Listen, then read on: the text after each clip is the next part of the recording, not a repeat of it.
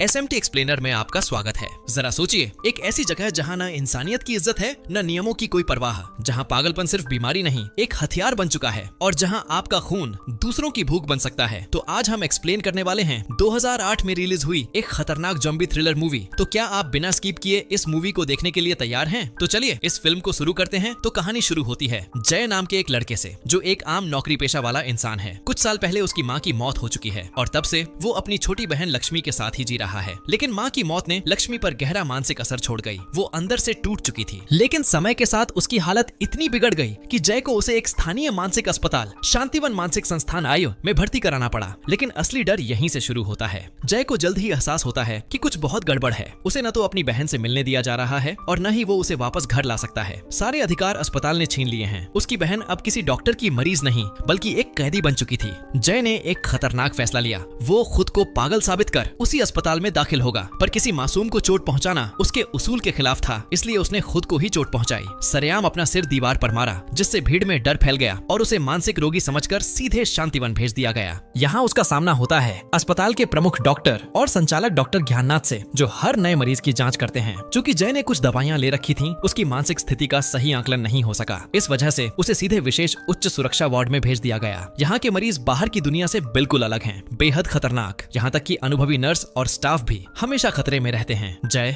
जो अभी भी सामान्य इंसान है, एक वार्ड बॉय को संभावित हमले से बचाने के लिए चेताया, लेकिन बदले में उसे ही इन मानसिक रोगियों की दुश्मनी झेलनी पड़ी। चारों ओर से पागलों की चीखें, थपथपाने की आवाजें, दीवारों पर सिर मारते मरीज। जय अब डर और घबराहट में पूरी तरह डूब गया था। जल्द ही डॉक्टर ज्ञाननाथ दोबारा आता है। जय उसका भरोसा जीत लेता है और उसे सामान्य वार्ड में भेज दिया जाता है। रास्ते में वो गुपचुप तरीके से गेट का पासवर्ड नोट कर लेता है। अब बस लक्ष्मी को ढूंढना है और भागने का रास्ता बनाना है। जय को ड्यूटी पर तैनात नर्स नैना के हवाले किया गया, जो बाकी स्टाफ से अलग, दयालु और नरम दिल इंसान है। जय अपनी बहन को ढूंढने निकल पड़ता है, लेकिन जिस लड़की को वह लक्ष्मी समझकर गले लगाता है, वो दरअसल हर्षिता हैदर होती है, एक और मरीज। हर्षिता पहली बार तो मासूम दिखती है, लेकिन अगले ही पल उसके बोल चौंका देते हैं। तुम मुझे छू रहे थे, ये अंदर घुसने वाला था। जय सहम जाता है, लेकिन तब नैना समय पर पहुंच जाती है और स्थिति को संभालती है। यहाँ एक चीज साफ होती है, मरीज किसी नर्स या स्टाफ से नहीं डरते, लेकिन डॉक्टर ज्ञाननाथ का नाम सुनते ही उनके चेहरे पर डर उतर आता है। नैना भी जय को चेतावनी देती है कि जब तक वो नियम न समझ ले, तब तक बाकी मरीजों से दूर रहे।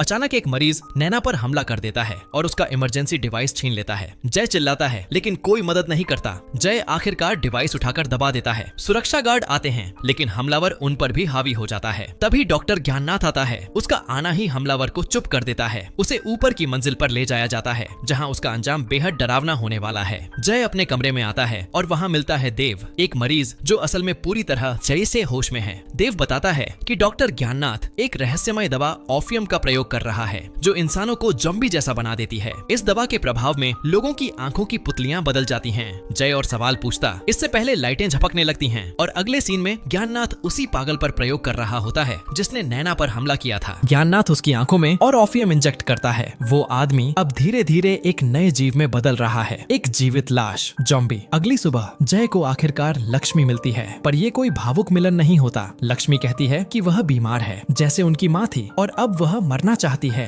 जय के लिए यह दिल तोड़ने वाला था, लेकिन लक्ष्मी की यह बेरुखी उनके भागने की योजना को खतरे में डाल देती है। फिर आती है हर्षिता। वो चिल्लाती है, तू उससे क्या कर रहा था? देव समझाता है, हर्षिता असल में ज्ञाननाथ की प्रयोगशाला का एक जैविक उपकरण है। वो मरीजों की प्रतिक्रिया देखने के लिए इस्तेमाल की जाती है। जय को पता चलता है कि देव गार्ड्स के लिए चोरी छिपे काम करता है। जय इसे लेवरेज बनाकर उससे मदद लेना चाहता है, लेकिन तभी देव उल्टा उसे पहचान लेता है कि जय असल में पागल नहीं है, बल्कि नॉर्मल इंसान है। जय कमरे की खिड़की खोलना चाहता है, तभी हाथ कट जाता है।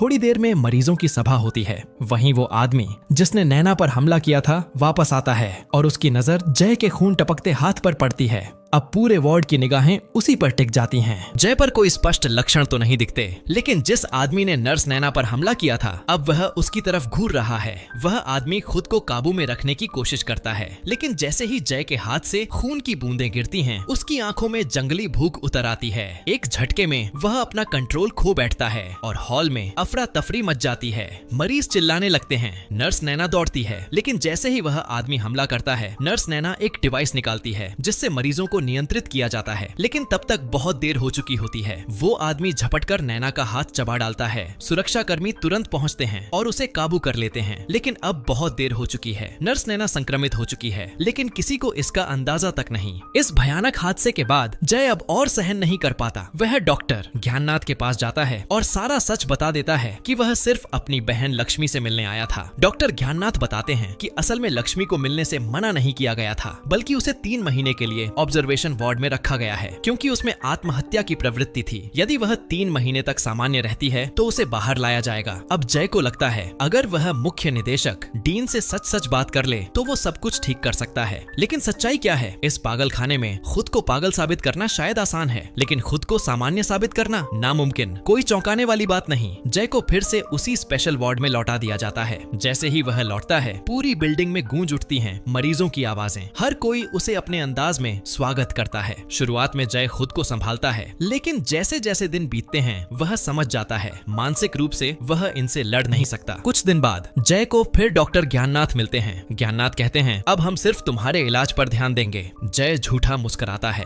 थैंक यू, मैं बेहतर होना चाहता हूँ। लेकिन उसी रात जय चुपके से देव को मनाने में सफल हो जाता है। उसे लगता है अगर वह यहीं रहा तो वो भी इन इंसानों जैसे राक्षसों में बदल जाएगा। देव उसकी मदद करता है और जय सुरक्षा गार्ड की एक्सेस कार्ड चुरा लेता है। सीसीटीवी से बचते हुए वह देव के बताए रास्ते पर चलता है और पहुंचता है एक सीक्रेट सेल की तरफ। यहाँ के मरीजों की एक खास आदत होती है, ये लोग धीरे बोलते हैं। जय धीरे धीरे चलता है और तभी उसे एक कोने में लक्ष्मी दिखाई देती है, लेकिन लक्ष्मी उसे देखकर डर जाती है। जय को अब पता चलता है कि डीन ज्ञाननाथ इन सभी पर ओफीम नामक इंजेक्शन देने वाला है, जिससे इनकी आत्महत्या की प्रवृत्ति खत्म हो जाएगी, लेकिन इंसानियत भी मर जाएगी। अब वक्त बहुत कम है, उसे और लक्ष्मी को जल्दी भागना होगा। जय अब सीधे ऑपरेशन थिएटर में घुस जाता है। वहाँ वही आदमी है जिसने जय पर हमला किया था, लेकिन अब वो पूरी तरह एक भयानक राक्षस बन चुका है। वहाँ जय को एक रैक पर ओफीम की वायल मिलती है, जो इस जगह का सबसे बड़ा सबूत हो सकता है। तभी दरवाजे के पास आवाज आती है। जय छुप जाता है। अंदर घुसते हैं ज्ञाननाथ और उप निदेशक। दोनों आपस में बॉन्डेज गेम खेलने में व्यस्त हो जाते हैं। जब दोनों थक कर चले जाते हैं, जय फिर से अपने रूम में लौट आता है और अगली सुबह की तैयारी करने लगता है। रात होती है।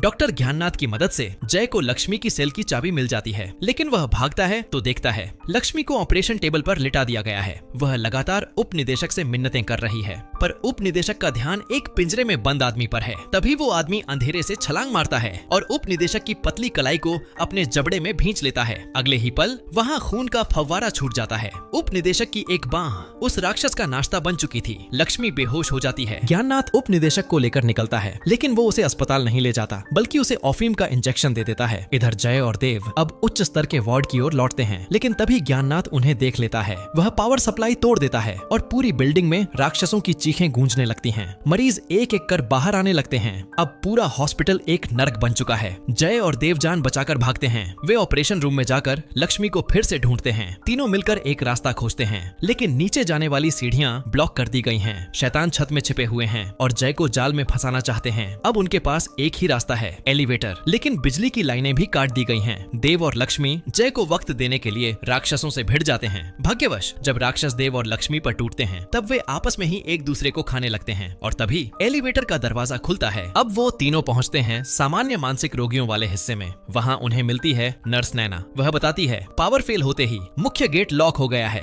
अब सब कुछ खत्म लग रहा है, लेकिन उप निदेशक की मदद से वे एक सीक्रेट रास्ते की जानकारी पाते हैं। वो बताता है ऑपरेशन थिएटर के नीचे एक सीढ़ी है जो सीधे छत पर बनी इमरजेंसी सीढ़ी तक जाती है, पर मरते समय उसकी बस एक ही गुजारिश थी, मुझे राक्षस मत बनने देना। नैना उसकी मदद करती है और उसे शांति से मरने देती है। अब टीम जैसे ही ऑपरेशन रूम की ओर लौटती है, तभी नैना पर हमला होता है एक अन्य संक्रमित साथी द्वारा। उसकी गर्दन फट जाती है और वहीं उसकी मौत हो जाती है। डॉक्टर ज्ञाननाथ की किस्मत और भी बुरी निकलती है। अंधेरे में छुपा डीन ज्ञाननाथ उसे पकड़ता है और उसके दिमाग पर बर्फ की कील से ब्रेन लोबोटॉमी कर देता है। अब वह जिंदा तो है, पर एक चलती फिरती लाश बन चुका है। जय अब गुस्से से पागल हो जाता है। वो ज्ञाननाथ पर टूट पड़ता है। लक्ष्मी की मदद से उसे बेहोश कर देता है। जब वो जागता है, खुद को एक लोहा पिंजरे में बंधा पाता है। भाई बहन अब उसे दिखाते हैं कैसा लगता है जब इंसान को इंसान न समझा जाए। भागने की तैयारी होती है। जय अपनी जेब से निकालता है ओफीम का वह इंजेक्शन जो उन्होंने चुराया था, लेकिन लेकिन दुर्भाग्यवश वह इंजेक्शन टूट जाता है। अब उनके पास कोई सबूत नहीं बचा।